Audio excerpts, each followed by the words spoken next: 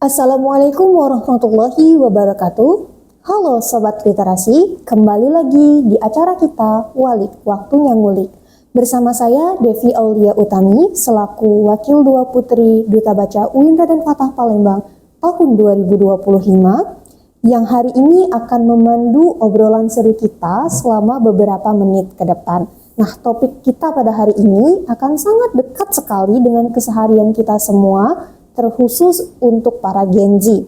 Kenapa? Karena kita akan mengangkat tema membaca Gen Z, menumbuhkan literasi digital di tengah arus teknologi. Kenapa sih kita mau angkat tema ini? Karena kita tahu bahwasanya Gen Z adalah generasi yang sangat akrab sekali dengan teknologi dan dengan gawai. Namun, timbul pertanyaan, apakah keakraban tersebut secara otomatis akan menjadikan Gen Z sebagai generasi yang cerdas di dalam berliterasi. Nah, untuk membahas hal ini sudah hadir bersama kita narasumber kita yang luar biasa dan fenomenal sekali, yakni Bapak Mail Hilliam Batin SEIME selaku dosen di Fakultas Ekonomi dan Bisnis Islam. Bagaimana kabarnya hari ini Bapak? Alhamdulillah luar biasa. Semangat mengikuti podcast hari ini. 45 ya Pak? 45 harus. Masya Allah. Kita ngobrol-ngobrol santai aja ya Pak ya. Boleh. Kalau boleh tahu kan sekarang nih di bulan Januari dan di bulan Februari itu mahasiswa belum masuk Pak. Kalau boleh tahu kesibukannya sekarang ngapain nih Pak? Kesibukannya Mbak, sebelum perkenalan dulu Mbak ya. Perkenalan kami tadi sudah sampaikan, teman-teman sekalian sudah disampaikan bahwasannya kami selain dosen di dunia nyata, dosen juga di dunia maya, Mbak. Jadi kami memang konten kreator. Jadi di dua alam ya, Pak ya? Dua alam. Jadi menyapa makhluk-makhluk yang namanya mahasiswa yang tidak tampak itu. Tuh, jadi emang kesibukan mengisi waktu, memberikan konten edukasi seputar yang ya ini tentang literasi. Itu salah satunya. Kalau boleh tahu nih Pak, di platform apa aja tuh Pak mengisi sebagai dosen di dunia mayanya? Siap. Nah, kalau ini untuk teman-teman sekalian, sebenarnya kami sedikit banyak dekat dengan podcast sebenarnya. Kami sebelumnya memang di tahun kemarin memang lagi semangat-semangatnya membuat YouTube salah satunya untuk konten-konten edukasi kemudian podcast ya. Nah, kemudian seiring berjalannya waktu motivasi tersebut mulai turun karena yang ingin dicapai agar ada monet di YouTube tersebut tidak tercapai, kemudian ya sudahlah fokus ke platform TikTok karena kan banyak yang memberikan informasi, Pak pakai TikTok aja Pak, lebih banyak yang mengakses ke sana. Ya sudah kita terjun ke TikTok yang terjadi sampai sekarang. Wah, benar. Berarti jangan-jangan mahasiswa ini tidak hanya menyapa Bapak di kampus saja, tapi jangan-jangan melihat wajah Bapak juga di FYP masing-masing. Tidak asing lagi. Wow, oke.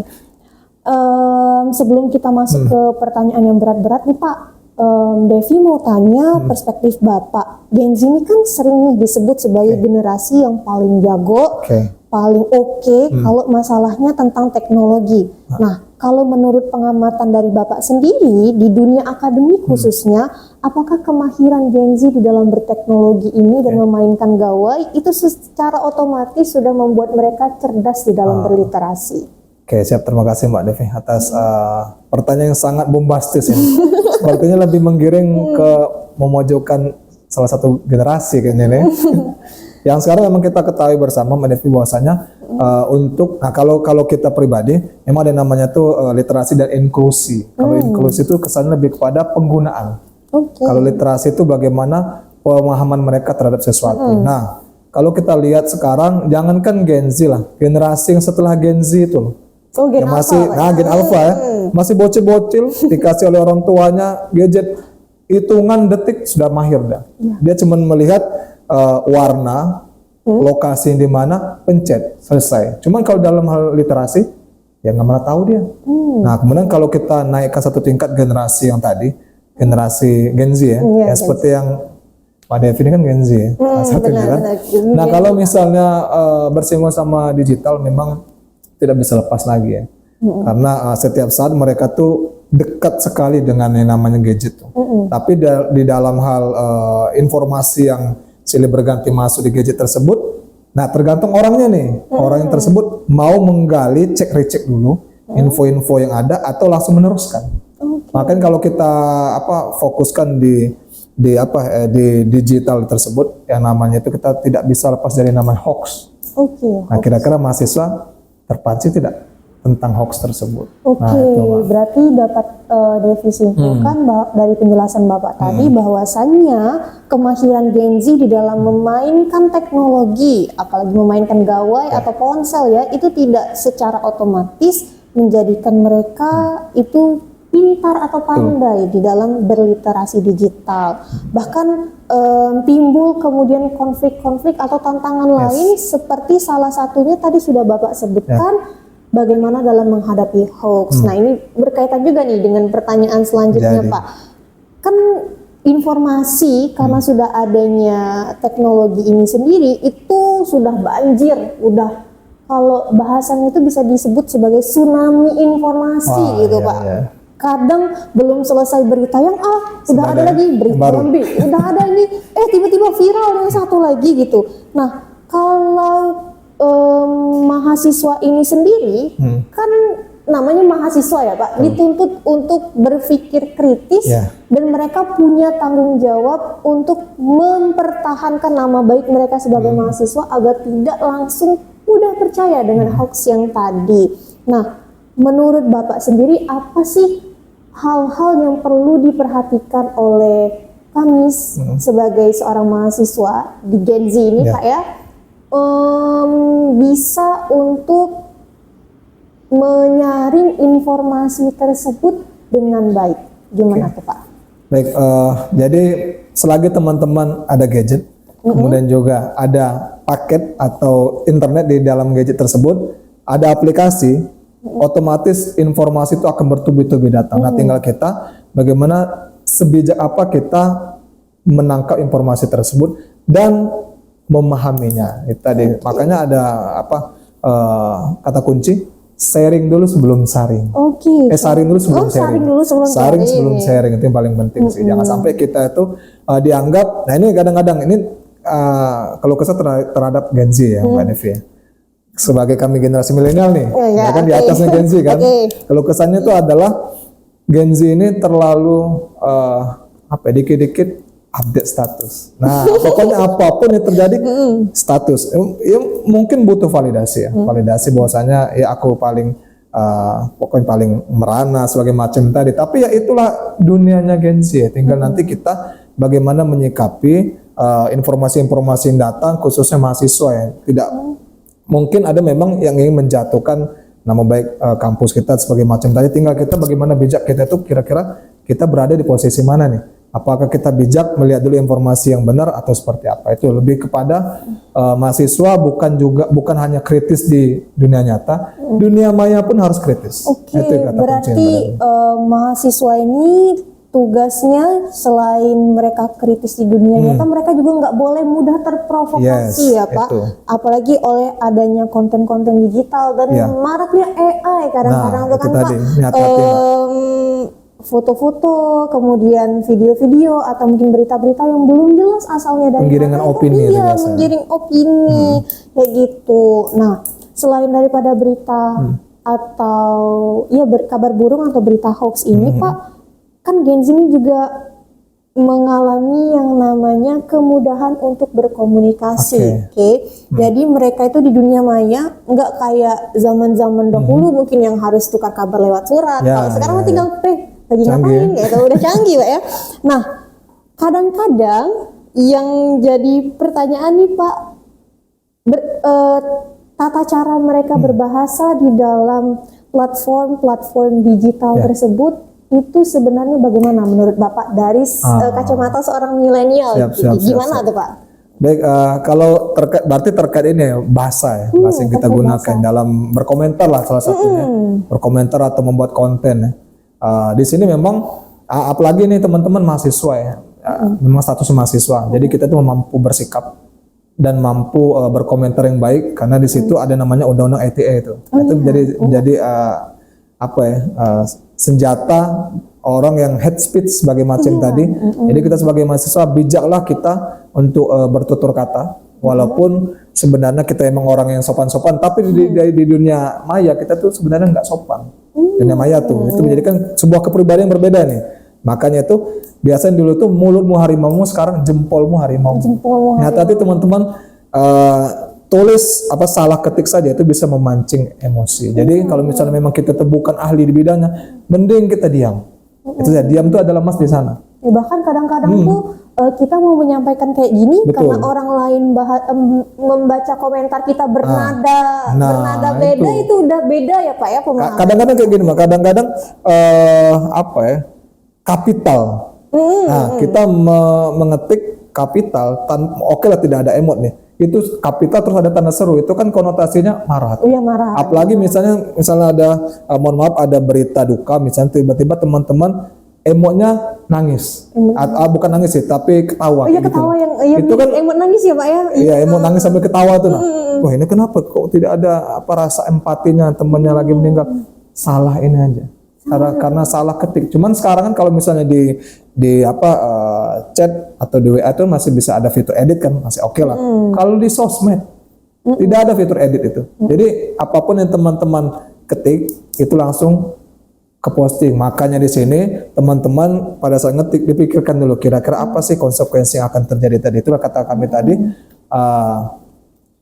dipikirkan apa yang akan kita ketik. Nah, kira-kira kita sudah siap belum sama konsekuensinya. Oke, benar. Jadi selain tidak mudah terprovokasi oleh hoax, kemudian di dalam berliterasi dunia digital itu juga harus menjaga tutur bahasa, itu Pak ya, agar Gen Z ini tidak hanya pandai saja di dalam memainkan teknologi, namun juga bisa cerdas memanfaatkan dan bagaimana mereka itu menempatkan diri sendiri ketika menggunakan teknologi itu sendiri. Nah, bicara soal berbahasa nih Pak, by the way di Duta Baca UIN Raden Fatah Palembang ini, Sobat Literasi, kita punya program kerja yang namanya Rakata atau Ruang Kata. Kami di Duta Baca UIN Raden Fatah Palembang tahun 2025 bertujuan mengadakan program kerja ini untuk mengajak teman-teman mahasiswa khususnya itu dapat mengenal penggunaan diksi yang baik, terutama dalam membedakan kata baku dan tidak baku. Karena kan kita di dalam lingkungan akademik ini berbicara harus formal ya Pak ya, nggak bisa berbicara seenaknya aja kayak gitu. Karena kita tertuntut dengan label yang namanya mahasiswa, udah maha gitu kan Pak ya.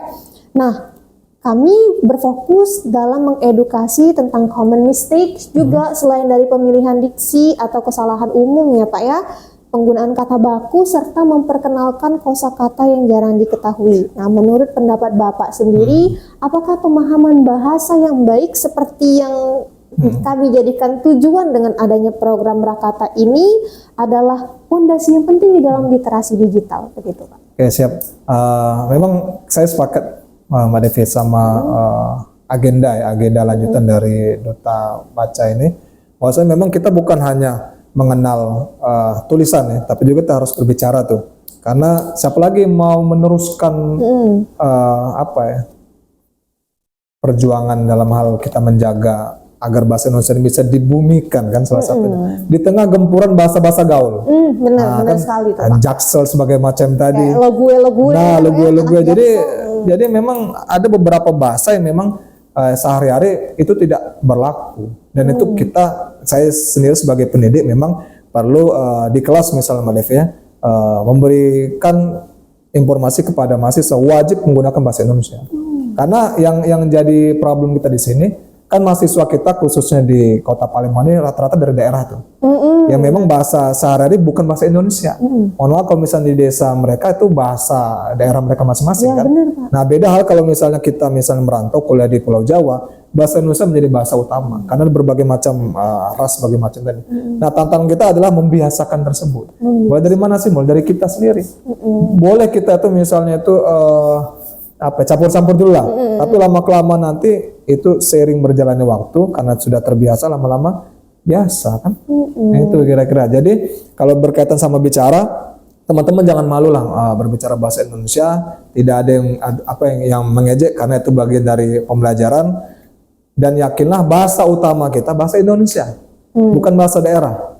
Bahasa daerah itu menjadi bahasa ibu. Tapi kalau bahasa utama, bahasa nasional kita bahasa Indonesia. Jadi kita perlu jangan malu. Aku malu nih menggunakan bahasa Indonesia. Terlalu monoton. Nah, itu tadi mana benar, terlalu monoton, bahasanya terlalu monoton. Tapi kan memang seperti itu rules-nya kan. Iya. Tinggal bagaimana kita itu membuat hal yang monoton itu bisa terbiasa. Itu kira-kira Mbak Devi. Apalagi nanti Gen Z ini atau mahasiswa itu menghadapi yang namanya tugas akhir ya Pak ya. itu Nggak mungkin kan nanti bahasa-bahasa yang Daerah, sehari-hari ya, bahasa daerah tiba-tiba masuk gitu. Jadi penggunaan bahasa yang sesuai rules dan bahasa baku itu penting sekali ya Pak untuk mahasiswa, benar.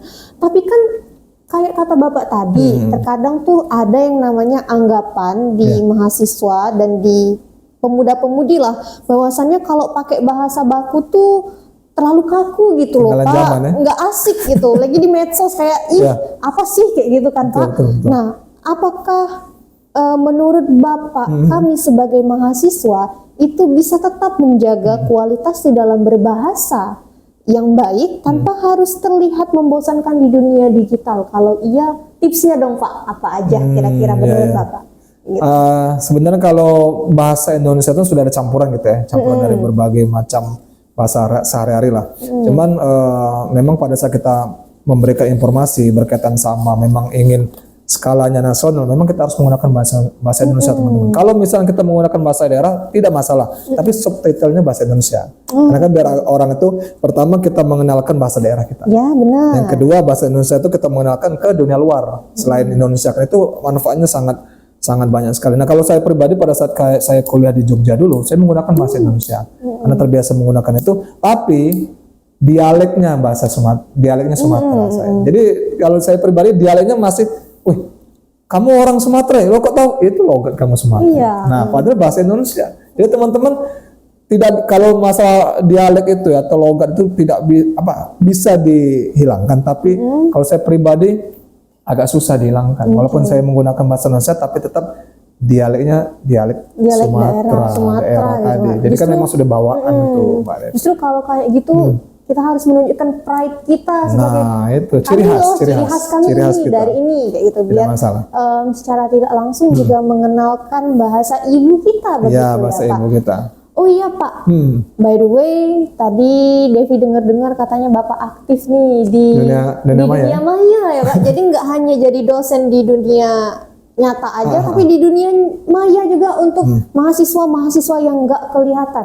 Khususnya tadi Devi sempat dengar konten utama dari Bapak sendiri itu mengedukasi teman-teman mahasiswa, salah satunya dalam pembuatan tugas akhir kayak gitu Pak. Menurut Bapak gimana sih Pak pandangan Bapak terhadap kami para mahasiswa-mahasiswi terkhusus di semester akhir ini dalam mengerjakan tugas akhir tersebut, karena kan masih nyangkut ke konten kita yang berbahasa baku tadi di konten Rakata tadi.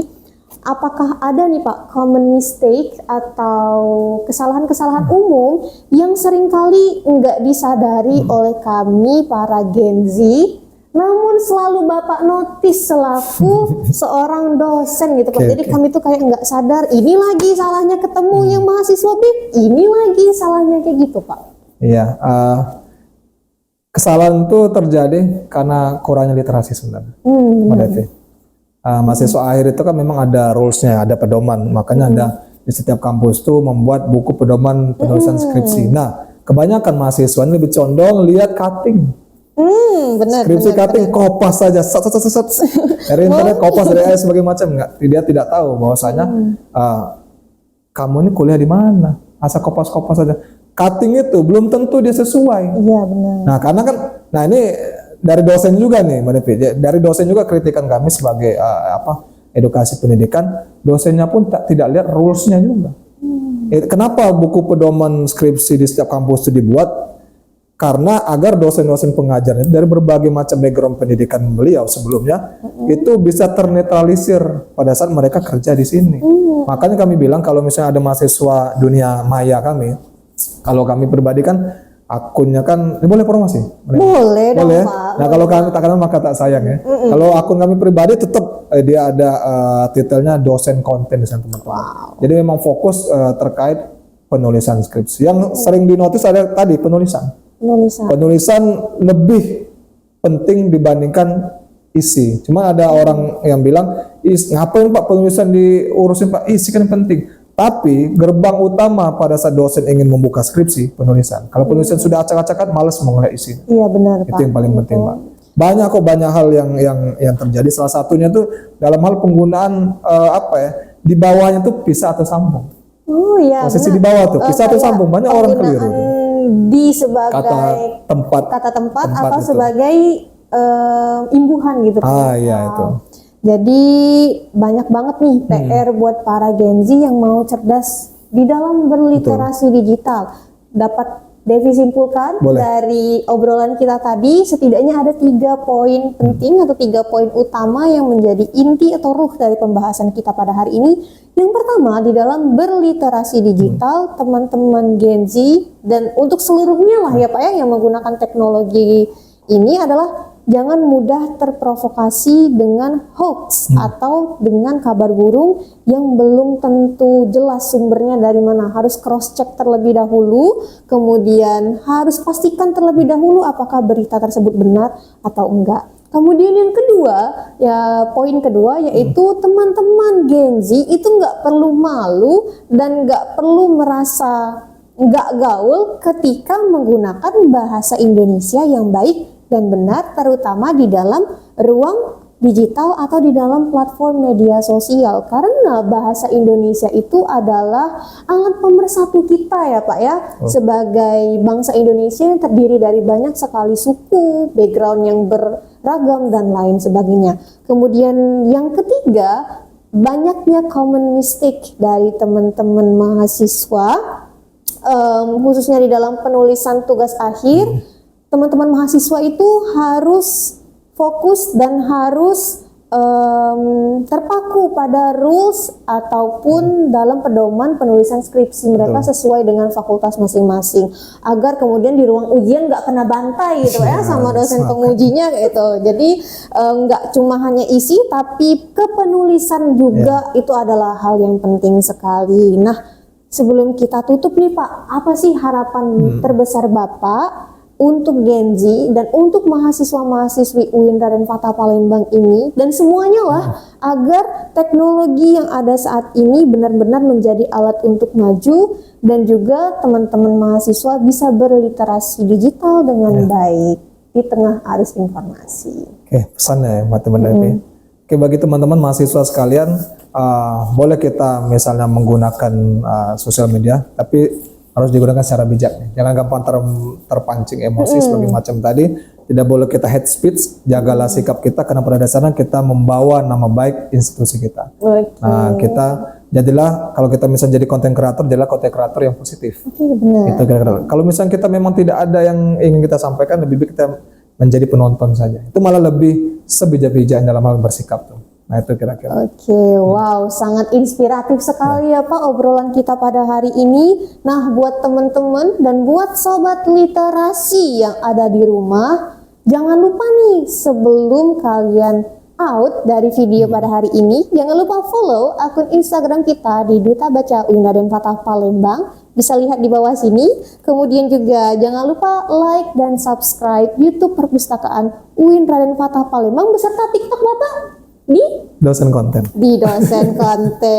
Sebelum kita tutup, kita jargon bareng-bareng dulu. Boleh. Oke, kalau Devi bilang Duta Baca UIN Raden Fatah Palembang, maka jawabannya adalah now is reader, tomorrow be leader. Boleh. Oke, kita coba ya Pak, langsung. Duta Baca UIN Raden Fatah Palembang, now is reader, tomorrow be leader. Oke, wow. Terima kasih teman-teman dan sobat literasi semua yang sudah menyaksikan Walik pada hari ini. Saya Devi Aulia Utami selaku pembawa acara atau presenter pada hari ini mengucapkan terima kasih dan wassalamualaikum warahmatullahi wabarakatuh.